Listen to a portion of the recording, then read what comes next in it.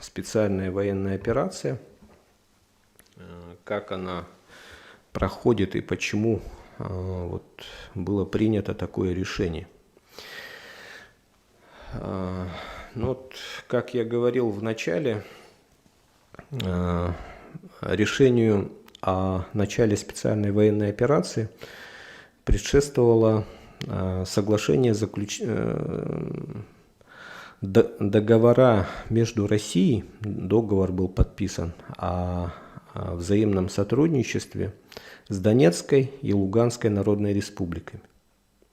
Это дало юридическое право для России принять решение о начале специальной военной операции с тем, чтобы защитить союзные государства от прямого уничтожения и ввести свои войска на территорию Украины. Притом Путин в своем выступлении он говорил не только о защите жителей Донбасса и Украины, но о демилитаризации и денацификации Украины. То есть вот денацификацию как-то пропускают. Ну, говорят о демилитаризации, говорят о защите там, жителей Донбасса, но вот этот момент денацификации забывают. А это очень важно, потому что по международному законодательству любой народ, любая часть народа имеет право на самоопределение. В международном праве существует также понятие прецедент. Еще ранее международное сообщество под нажимом американцев официально признало Косово в составе Югославии, независимость. И вот наши дипломаты, ссылаясь вот на это прецедент, они говорят, почему жители Донбасса, Донецкой и Луганской республики не имеют права на самоопределение, как жители Косово. В чем разница? Вот Косово решило выйти из состава Югославии. ООН их признала. А почему Донецк и Луганск они не могут? Притом они провели референдум, жители Косово референдум не провели. То есть юридически это не подкреплено. С другой стороны, вот если мы говорим о непосредственно ходе специальной военной операции, тоже вот возникает много вопросов. В чем разница между специальной военной операцией и войной? Но опять-таки здесь связано с нюансами законодательства, того же международного законодательства. И существуют до сих пор споры юридически, насколько законно оформление распада Советского Союза. 1991 год, если мы вернемся к истории. Мы же все помним, что были Беловежские соглашения 3 президентов славянских республик – Ельцин, Кравчук и Шушкевич. Принимают решение, что выходим из Советского Союза. Потом до этого еще очень серьезное было нарушение, связанное с избранием президента СССР. В Конституции СССР там прямо прописано, что должно быть всенародное голосование. А Горбачева избирает Верховный Совет. Разница между Верховным Советом и всенародным голосованием, она очень существенна.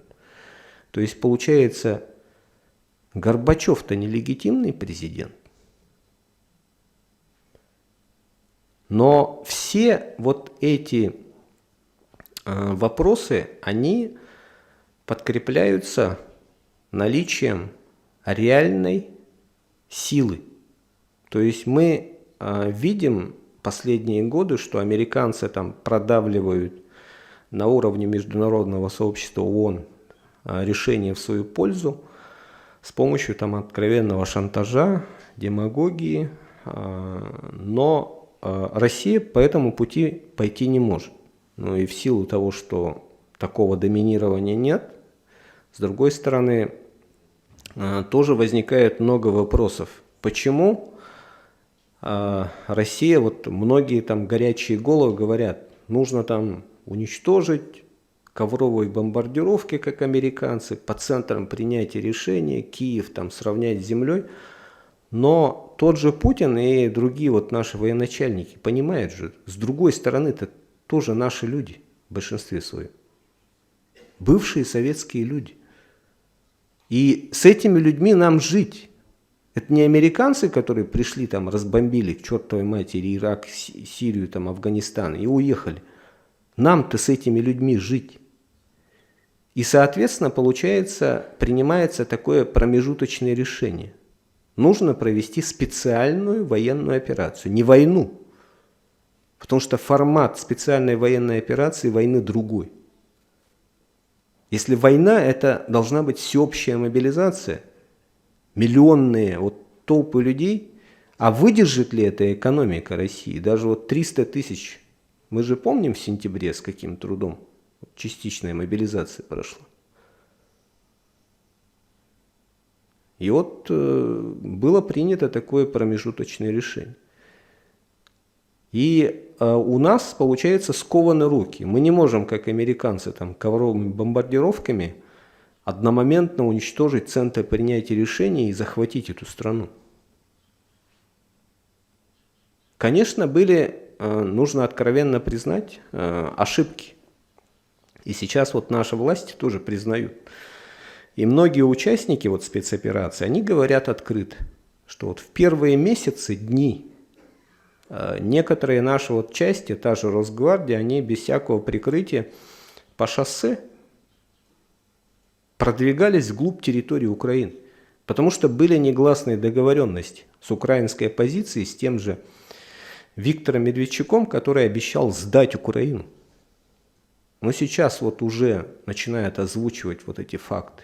Харьков, вот Киев, как подходили наши части. Вводили не регулярные войска, а ту же Росгвардию. Об этом вот даже знакомые ребята рассказывают. Почему они так открыто зашли? Потому что они думали, что вот договоренности есть.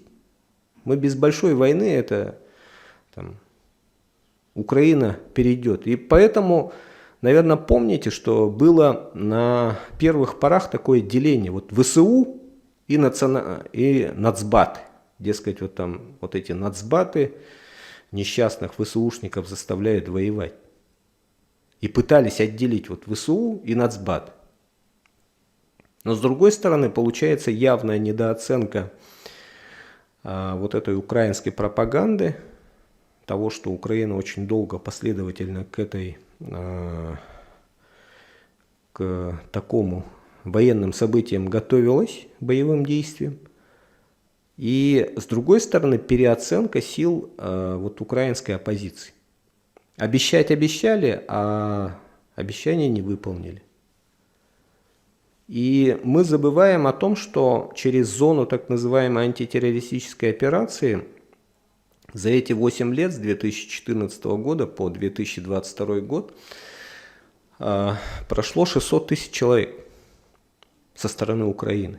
То есть вот те люди, которые с нами воюют в течение года, это ведь сотни тысяч людей.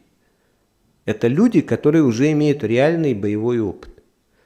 И вот некоторые смеялись, дескать, украинская армия там самая сильная армия Европы, но по факту это так. Потому что ни одна армия Европы, даже российская армия, 600 тысяч людей, которые прошли вот эти горячие точки, здесь и сейчас нет.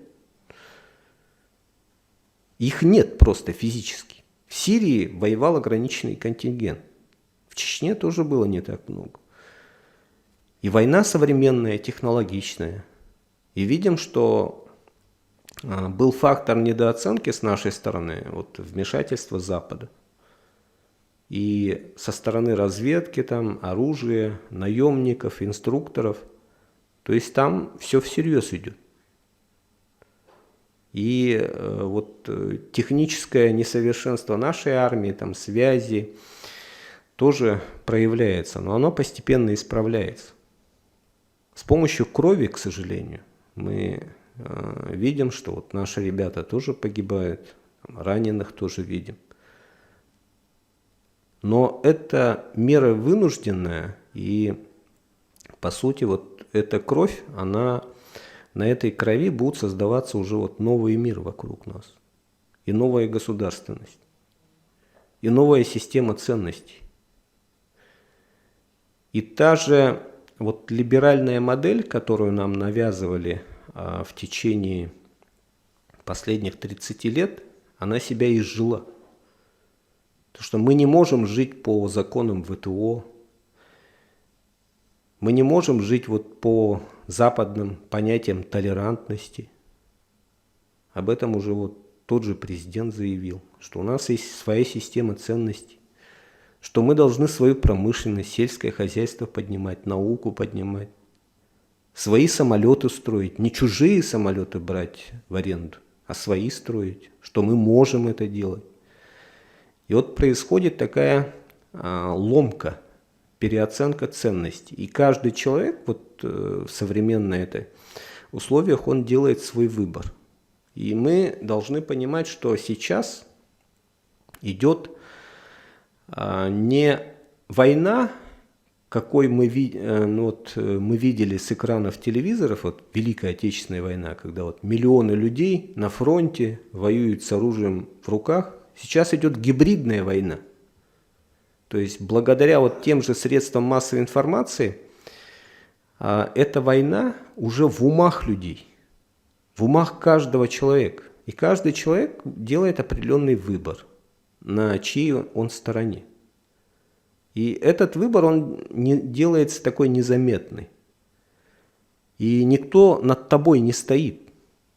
Но слово, вот особенно печатное слово в том же интернете, оно даже более весомо, нежели чем там с автоматом бегать по окопу бывает. И поэтому вот роль работников средств массовой информации, разных интернет-изданий, оно возрастает многократно. То есть вы действительно, получается, на переднем фронте вот этой войны. И каждый из вас, он должен сделать определенный выбор. С кем он? С народом и страной, либо против. Тут надо делать однозначный выбор. Если нет, то тебе лучше уехать, если ты против этой страны. Если ты думаешь, что тебя там ждут на той стороне. Но ждут ли? И так ли это? И вот мы сейчас в условиях вот этой гибридной новой информационной войны находимся вот в таких условиях. И вот эта специальная военная операция, она заставляет каждого из нас делать выбор. И вот в этом огромном объеме информации, океане этой информации, мы, находясь, каждый из нас имеет определенные ориентиры. Но вот есть такое понятие в политике, как ломы, да? Лидеры общественного мнения. Люди, которые пользуются там определенным авторитетом, вниманием. И вот те же журналисты, сотрудники интернет-изданий, вы по должности являетесь вот такими ломами, лидерами общественного мнения. От вас очень многое зависит. Понятное дело, что вот информации много, информация противоречивая, но вы должны каждый собирать, систематизировать и иметь какие-то маяки. Это вот то, о чем говорит Путин. Вот система ценностей должна быть, система традиционных ценностей. Почему, например, погибла вот знаменитая Римская империя? Вот есть же такая картина «Последний день Помпеи». Вот было же вот землетрясение, вулкан. Многие не знают. Вот Помпеи это вот был современный, это как римский Содом и Гоморра были. Археологи, когда раскапывали вот Помпеи, они там находили в большинстве своем, но вот погибали люди в объятиях друг друга. Ну, мы могли вот подумать, что вот мужчина и женщина. В основном там находили вот однополые семьи. То есть это было вот наказание свыше. То есть процент людей, которые вот жил вот мужчина с мужчиной, женщина с женщиной, вот в этих Помпеях был аномально большой. Это реально была кара, вот как Содом и Гоморра библейский. Об этом мало кто знает, мало кто пишет, но это признак вырождения, гибели, потому что от этих браков детей не будет. И вот современные итальянцы, которые живут на территории Апеннинского полуострова, к древним римлянам вообще никакого отношения не имеют. Их просто заместили. Их просто физически не стало. И вот то, что происходит на Западе, вот эта толерантность, вот эти однополые браки и прочее, это вот к этому ведет. И Россия, открыто бросив вызов, она становится таким же маяком, центром притяжения для других людей. Мы вот почему-то думаем, что вот в чем была привлекательность сталинского СССР? Почему люди, вот даже британские аристократы, вот, например, кембриджская пятерка, это же британские аристократы. Люди богатые, известные, влиятельные. Почему они бесплатно работали на Советский Союз? Потому что их привлекали идеи коммунизма, всеобщего братства людей. То есть система ценностей была другая. И вот по сути сейчас происходит вот этот процесс. Мы бросили вызов, открытый вызов американцам через это СВО. И уже мир начинает меняться, потому что возникает другой центр, полюс притяжения. Не китайцы, а именно Россия. Потому что китайцы встроились в эту систему, им там удобно. И союз с Китаем, он, да, действительно сейчас выгоден и России, но что будет в дальнейшем, это еще неизвестно.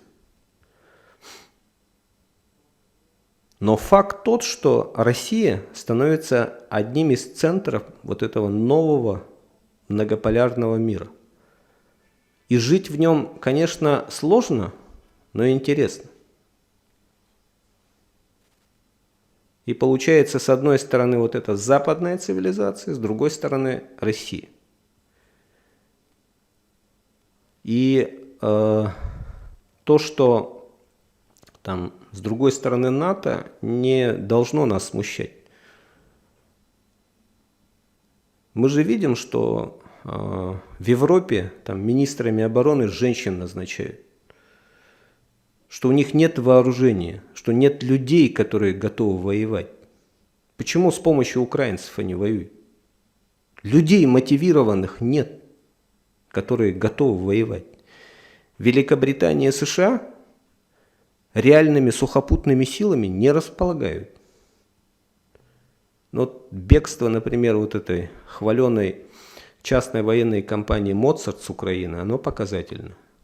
Они там хвастались на камеру, а очень быстро сбежали, столкнувшись с реалиями современной войны. Вы сказали, что Россия воюет с неонацистами, да, в Украине.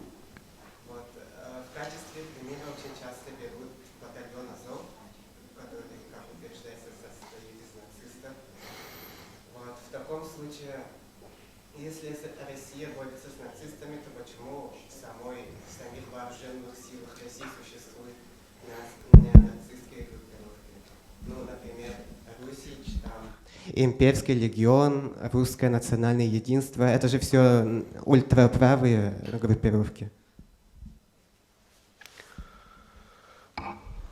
Ну тут, но мы можем сказать даже больше. Есть же открытая информация, что в частную военную компанию «Вагнер» набирают осужденных из колоний. Притом речь идет о людях, ну, с тяжелыми статьями. То есть это люди, которые там убивали, наркотиками торговали. Да. И вот перед ними встает вопрос, вот, когда к ним вербовщик приходит в колонию, спрашивает: ты пойдешь на фронт и будешь там, ну, есть шанс погибнуть, но есть шанс выжить и стать героем. И многие согласились. Вот есть же данные, что численность осужденных в колониях сократилась осенью 2022 года, ну, почти на 35-40 тысяч человек. И после этого мы видим, как они там берут Солидар, сейчас вот Бахмут берут. Ну, не с Луны же они свалились.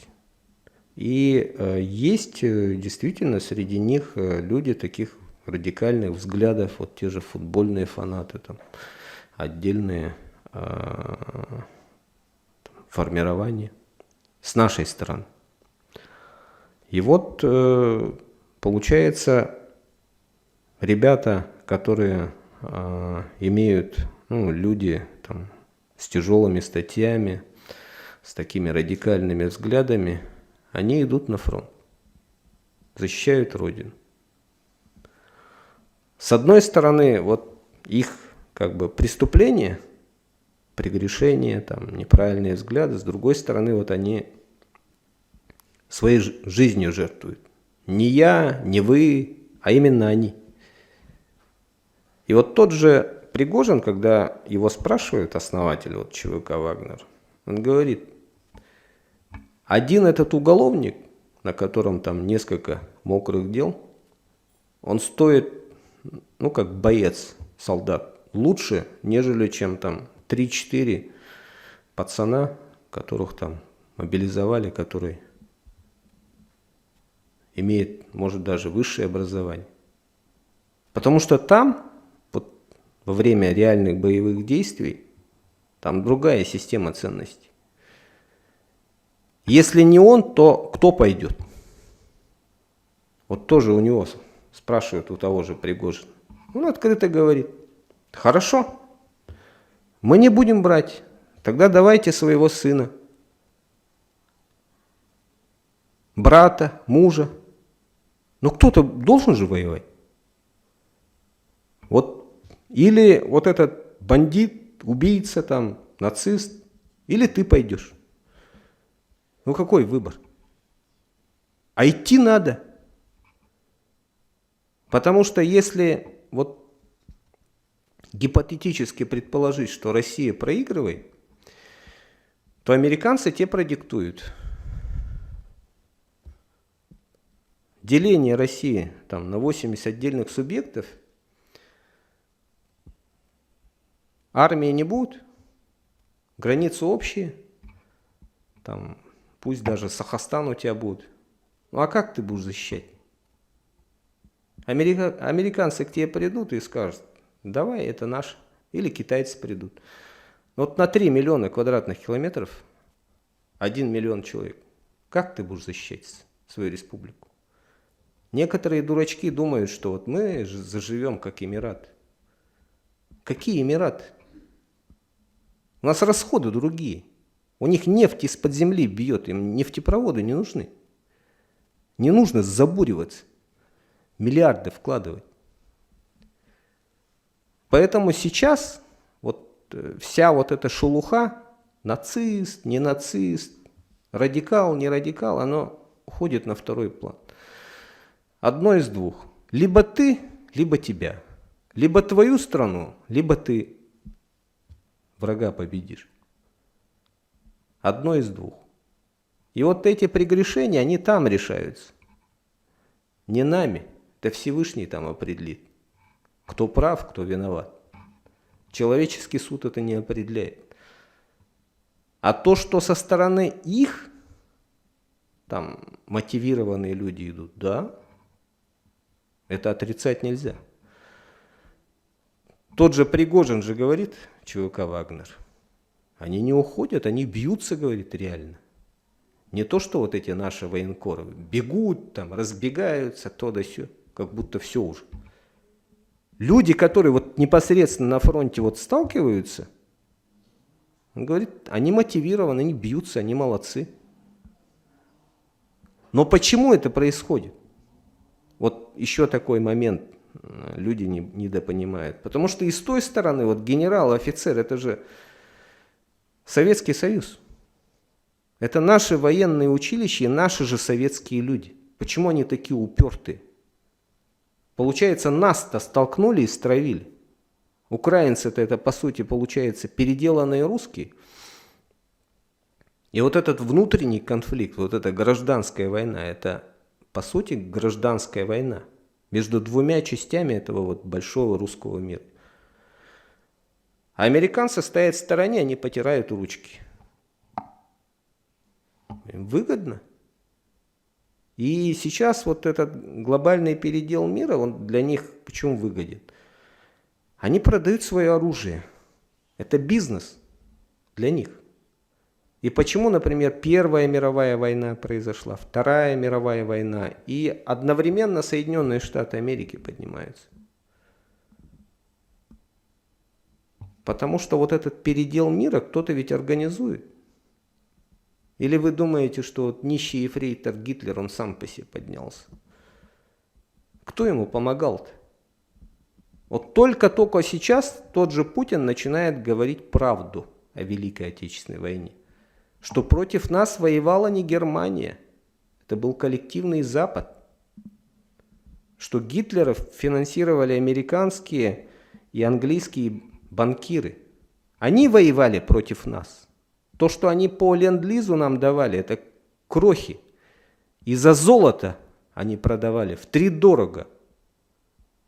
Никакой реальной помощи со стороны там, так называемых союзников не было. Второй фронт реальный, это наши партизаны были. Его не было, второго фронта. Это как вот в годы Первой Отечественной войны, когда Наполеон напал. Мы же говорили, что вот Европа напала. И еще вот советские даже учебники неправильно писали, что, дескать, 70-миллионная Германия вдруг напала на 190-миллионный советский народ. Вся Европа напала. Вся Европа была под Гитлером, и мы ее отдали. И в то время там проживало 350 миллионов. Картина меняется. 350 миллионов или 70 миллионов – это две большие разницы. И никакого партизанского движения там не было, кроме Югославии и Польши. И все они воевали. Не немцы воевали одни против нас. Вся Европа.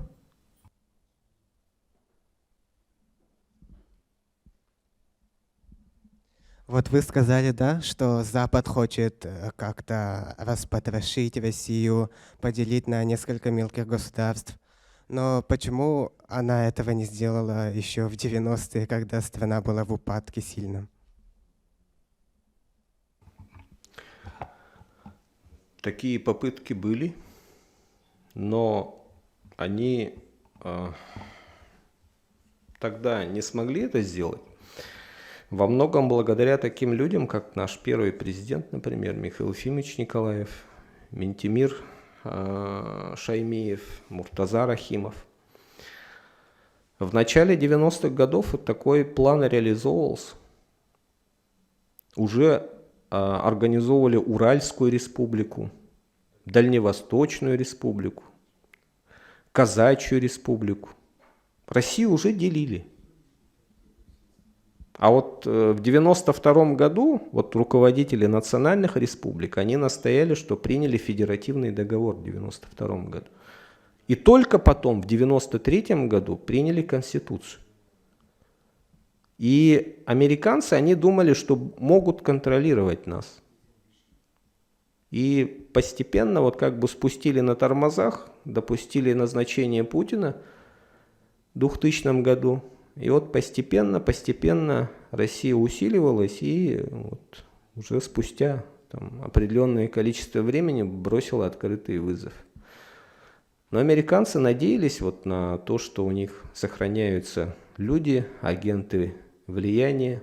Есть такой фильм очень интересный «Спящие», сериал с Игорем Петренко. Может, смотрели?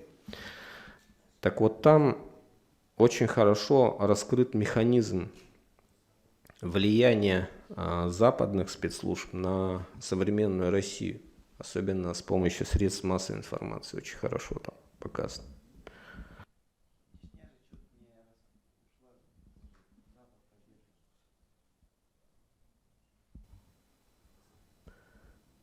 Ну, Чечня, не только Чечня, а вообще вот Северный Кавказ. Это отдельная тема для разговора, но факт тот, что Северный Кавказ хотели отделить и фактически отделили.